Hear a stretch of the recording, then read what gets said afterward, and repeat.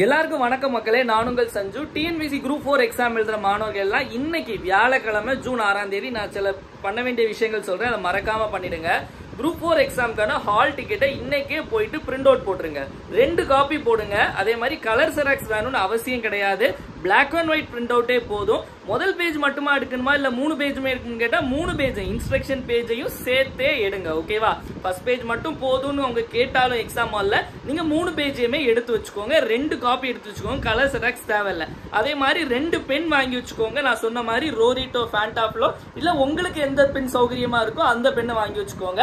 அதே மாதிரி original ID proof எங்கேயாவது கிடக்கும் வீட்டுல, அதை எடுத்து தேடிட்டு அதையும் ஒரு 2 காப்பி செராக்ஸ் எடுத்து வச்சுக்கோங்க. நம்ம எக்ஸாம் ஹாலுக்கு என்னெல்லாம் எடுத்துட்டு போகணும் அப்படின்னா, ஹால் டிக்கெட் எடுத்துட்டு போகணும், பென் எடுத்துட்டு போகணும், ஒரிஜினல் ஐடி ப்ரூஃப் எடுத்துட்டு போகணும். ஆதார் இல்ல டிரைவிங் லைசன்ஸ், பேன் கார்டு, ஏதாவது ஒரு ஒரிஜினல் ஐடி எடுத்துட்டு போகணும். அது கூட அதோட செராக்ஸும் எடுத்துட்டு போகணும். ஓகேவா? சோ இந்த 4 விஷயங்கள்லாம் எடுத்துட்டு போகணும். சோ நிறைய பேர் கேட்டிருக்கீங்க, வாட்ச் வந்து போட்டுட்டு போலாமா அப்படின்னா, வாட்ச் போட்டுட்டு போகலாம். ஸ்மார்ட் வாட்ச் வந்து அலோ பண்ண மாட்டாங்க மக்களே. ஸ்மார்ட் வாட்ச் நீங்க வந்து போட்டுட்டு போகாதீங்க.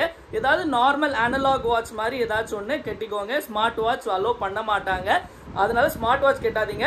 நெக்ஸ்ட் பாத்தீங்க அப்படின்னா, கர்ச்சீப் எடுத்துட்டு போலாமான்னு கேட்டா கர்ச்சீப் தாராளமா எடுத்துட்டு போலாம். தண்ணி பாட்டில் எடுத்துட்டு போலாமா அப்படின்னு கேட்டா தண்ணி பாட்டிலும் தாராளமா எடுத்துட்டு போலாம். இது தவிர வேற எதுவுமே எக்ஸாம் ஹாலுக்குள்ள இந்த கால்குலேட்டர் இந்த மாதிரி விஷயங்கள்லாம் அலோட் கிடையாது.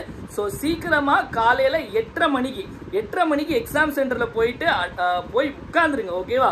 ஏன்னா அதே மாதிரி இன்னைக்கே வந்து உங்க எக்ஸாம் சென்டர் எங்க இருக்கு அப்படிங்கறத கூகுள் மேப்ல கரெக்டா பாத்துக்கோங்க.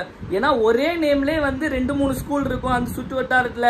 ஏன்னா இந்த மாதிரி நிறைய விஷயங்கள்ல நான் பாதிக்கப்பட்டிருக்கேன்.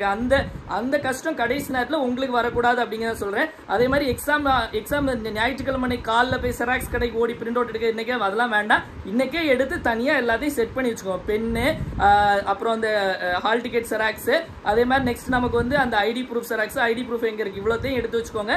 லொகேஷன் போட்டு எங்க இருக்கு அப்படிங்கறதையும் பாத்துக்கோங்க. அந்த இடத்துக்கு எப்படி போகணும், என்ன பஸ் எல்லாமே கேட்டு விசாரிச்சு வச்சுக்கோங்க மக்களே.